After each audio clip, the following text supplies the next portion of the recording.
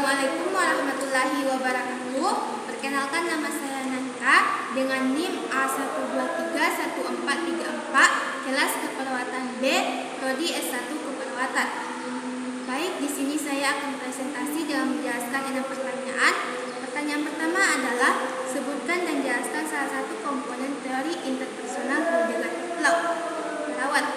Hildegard Peplau menganggap keperawatan sebagai proses interpersonal, terapeutik, dan signifikan.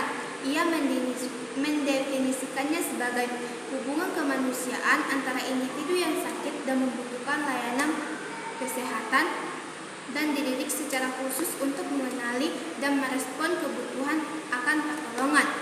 Nah, untuk pertanyaan kedua adalah jelaskan tujuan keperawatan menurut Hildegard Peplau. Menurut Hildegard Peplau, tujuan keperawatan adalah untuk membantu orang lain mengidentifikasi kesulitan yang mereka rasakan, dan perawat harus menerapkan prinsip-prinsip hubungan manusia terhadap masalah yang muncul pada semua tingkat pengalaman. Nah, untuk pertanyaan ketiga adalah tuliskan 4 asumsi teori kebutuhan Virginia Henderson.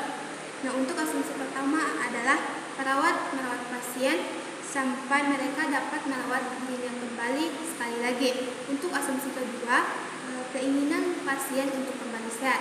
Nah, untuk asumsi ketiga, perawat bersedia melayani dan mengabdikan dirinya kepada pasien siang dan malam.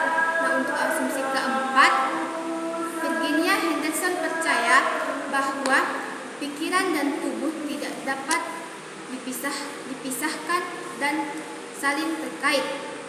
Nah, untuk pertanyaan keempat adalah sebutkan apa saja yang termasuk komponen fisiologis dari kebutuhan Virginia Henderson.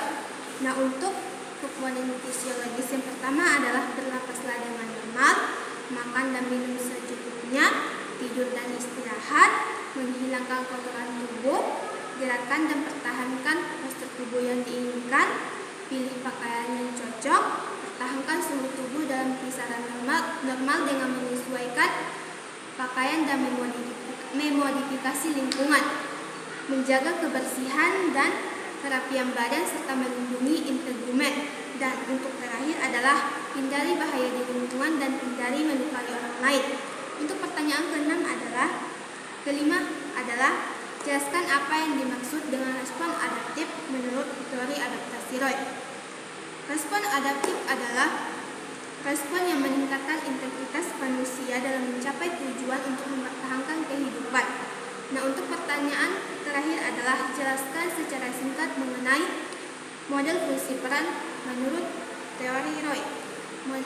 Menurut teori Roy, model fungsi peran adalah mengenai pola-pola interaksi seseorang dalam hubungannya dengan orang lain yang dicerminkan dalam peran primer, sedangkan sekunder dan tersier adalah fokusnya bagaimana seseorang dapat memerankan dirinya di masyarakat sesuai keadaannya.